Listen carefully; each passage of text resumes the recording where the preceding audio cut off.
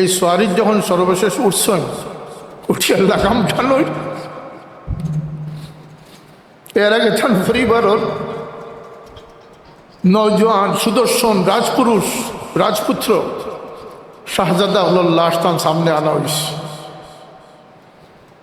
এরা পৃথিবীর সুন্দরতম মানুষ আছে, আল্লাহ নবীর রক্ত প্রবাহিত আছে এরা শরীর, নির্মমভাবে হত্যার পর হত্যা করা হয়েছে। 2 বছরের শিশু আবদুল্লার কি দোষ ছিল? নিরাশ্রয় হইয়া বাবার কুলাইয়া উঠিছিল। বাবায় সাহারা দেওয়ার পরিবর্তে বাবার হাতে তিনি শাহাদতের সুরা পান করছেন। যখন গুড়ার উপরে সোয়ার হইল ইমাম হুসাইন রাদিয়াল্লাহু আনহু, এখন গুড়া চলে না।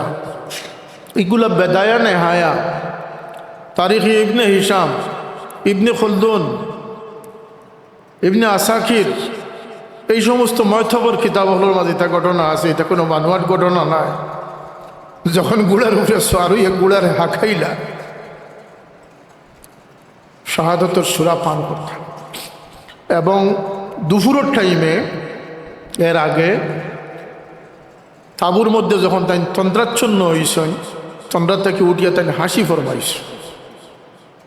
বিচক্ষণ বোন হযরত জয়নবে ফরমাইলা যে ভাই তোমার মাথা ঠিক আছে নি? আজকে তো বিপদের সময় তোমার চেহারা থেকে হাসি ফুটিয়া উঠে। দুশ্মন পরিবেষ্টিত, তোমার আওলাদ হল কোরবান হয়ে গেছেন, তুমি কোরবানির যাইতায় ইতিমধ্যে তুমি হাসো কেন? এই তন্দ্রার মধ্যে দেখলাম যে আমার আকাও মৌলা মোহাম্মদুর রসুল্লাহ আমার অগ্রসর করে নিবার লাগে, আগুয়ে নিবার লাগে এই অবস্থা। এরপরে আর জোর নমাজের দরকার আছে মাথৌকা, কিন্তু জোর থামাইতে জোর নমাজ পড়ছ। তো যখন গুড়া সোয়ার হইয়া গুড়ারে হাঁকাইবার চেষ্টা করেন, গুড়া ফাও ডুলায় না।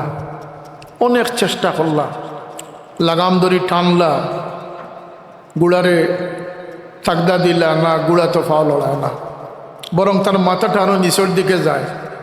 ইমাম হুসাইন গুড়ার উপরে থেকে চাইয়া দেখেন যে গুড়ার গলার দড়ি টান ছোট শাহজাদি হযরত সুকাইনা গুড়ারে দরিয়া বইতাছেন যে আমার বাবারে লইয়া তুমি যাইতে পারত না, আমি তোমার আটকাইয়া রাখি।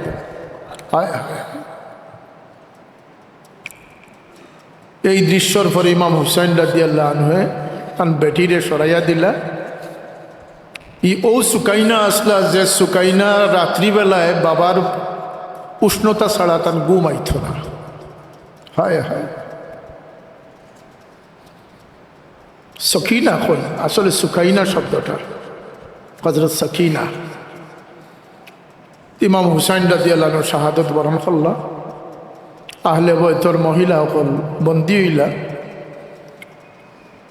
এক শাহজাদা বাসলা, তাই বালক আসলা ইমাম জৈনুল আবেদিন, ইমাম হুসাইন রাদিয়াল্লাহু আনহুর সন্তান। আর বাকি সব মহিলা সকলরে বন্দী করা অবস্থায় তাই অসুস্থ আসলা ইমাম জৈনুল আবেদিন। এজিদর বাহিনী বন্দী অবস্থায় লইয়া রানা করল। আহলে বয়তর পবিত্র মহিলা হল বন্দী, শুধু বন্দী নাই রে ভাই হল, তারা চকুর সামনে নেজার মাঝে রক্তরঞ্জিত চেহারায় আনোয়ার হযরত হুসাইন রাদিয়াল্লাহু আনহু সহ আহলে বয়তর সেই মাথাগুলা নেজার মাঝে গীতিয়ে তারা উল্লাস করি যার, আর বন্দী হল সাথে হইয়া বন্দী হইয়া যাইতে আসে। এবং কোনো সোয়ারির ব্যবস্থা নাই, জানাফানির ব্যবস্থা। দীর্ঘ পথ অতিক্রম। ওবায়দুল্লাহ বিন জিয়াদ এই মানুষটি এই বেয়াদবি এবং এই জুলমর লাগি সবচেয়ে বড় দায়ী। তো আজকের দিনে অনেক ইতিহাস, মন গড়া ইতিহাস দিয়ে ইয়াজিদরে দোষী সাব্যস্ত ওয়াত্তাকিয়া বাঁচানোর চেষ্টা করা হয়, কিন্তু ইতিহাস তো বলতেছে ভিন্ন কথা। ইয়াজিদের সামনে যখন আহলে বয়তর পর্দানিসীন মহিলা হল গেছেন, এরার সাথে ইয়াজিদে যে দুর্ব্যবহার করছে, এটাই তো ইয়াজিদ যে ফাসিক জিন্দিক, ইয়াজিদ যে জাহান্নমী ওয়াল্লা গিয়ে ও আচরণটাও তো যথেষ্ট।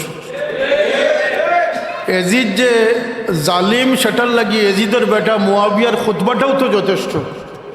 40 দিন ক্ষমতার তাকিয়া ইজিদের বেটা মুয়াবিয়া কৈছিল যে হে উমাইয়া বংশের মানুষ সকল তোমাদের ক্ষমতা তুমি তাই নেও, আমি এমন তখ্ত বইতাম চাই না যে তখ্ত আহলে বৈতের রক্তে রঞ্জিত।